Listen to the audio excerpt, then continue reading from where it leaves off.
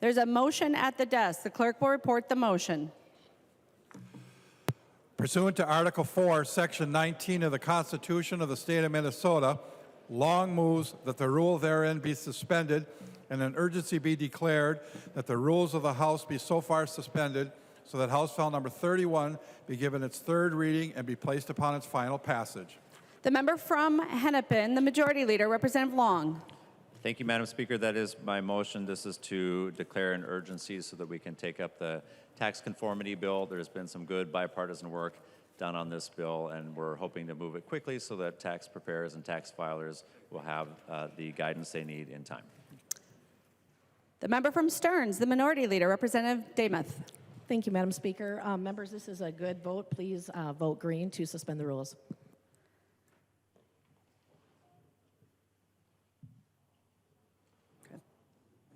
All those in favor, please say aye.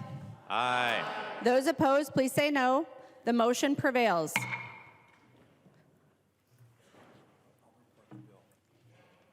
The clerk will report the bill. House File Number 31, an act relating to taxation.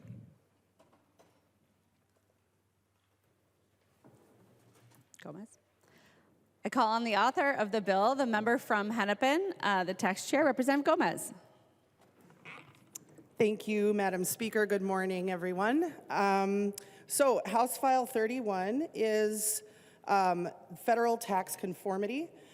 When Congress passes changes to the Internal Revenue Code, we in Minnesota do not automatically align our tax code with these changes. Instead, we selectively adopt the changes that make sense for the residents of our state.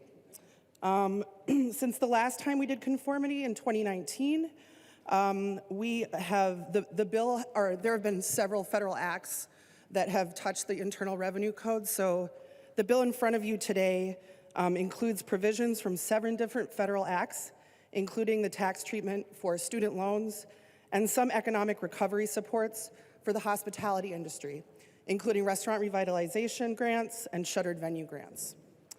Last week in the Taxes Committee, Commissioner Paul Marquardt told us that if we can get these changes signed by the governor by Friday, January 13th, they'll be able, the Department of Revenue can implement them in time for the 2022 tax filing season. So that's why we're proceeding with the urgency that we are today. And I thank the Minority Leader Demuth for pushing that forward and for all the members for supporting it. Thank you. So if we can get this signed into law, it will eliminate the need for amended returns in the future based on these changes.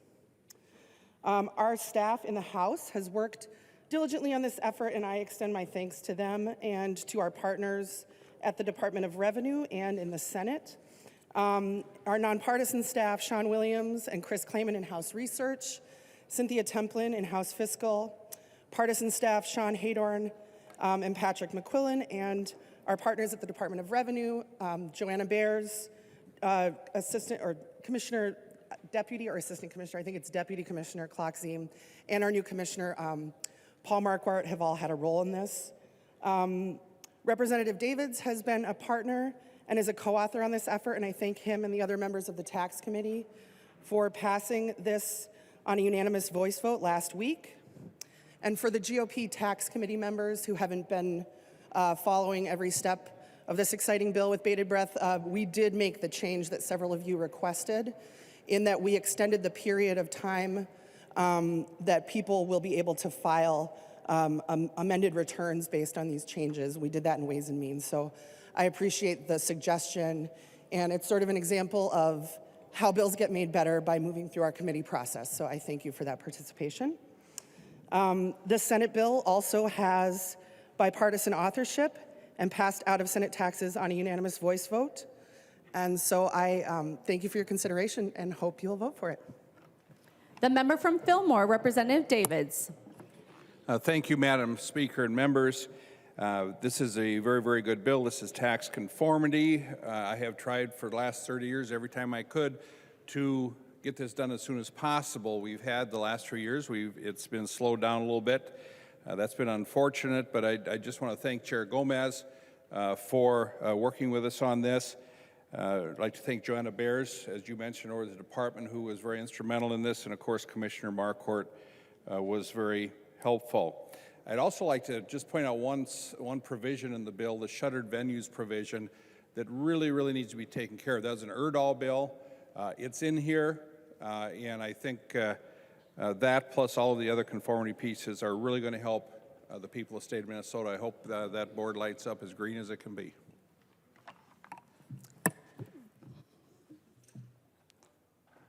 The member from Dakota, Representative Garofalo. After 18 years, you had to look it up? Really? Madam Speaker, Representative Gomez, thank you for bringing this bill forward today. I'm happy about the fact that we have an individual bill that we have agreement on that we can pass. I want to thank the DFL majority for doing this. Also a reminder to folks that there's lots of things on our agenda that we do have agreement on. There'll be plenty of things for us to fight about later on, but I hope this is a sign of things to come, that for those items that we do agree on, we can work on both sides of the aisle to enact those things individually as single bills. Thank you, Madam Speaker. I'll be voting yes on this bill and encourage everyone to do the same. Thank you. There are no amendments at the desk. The clerk will give the bill its third reading. Third reading, House File Number 31. Third reading. Discussion to the bill. Any discussion to the bill? Seeing none, the clerk will take the roll on the bill.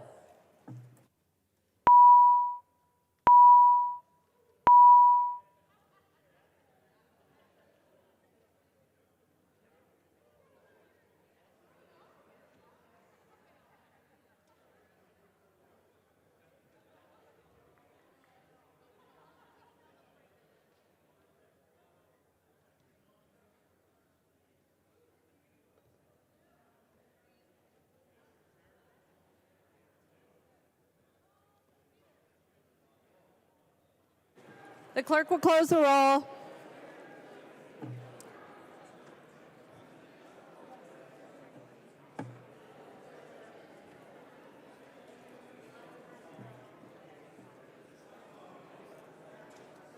There being 132 ayes and 0 nays, the bill is passed as amended and its title, or the bill is passed and its title agreed to.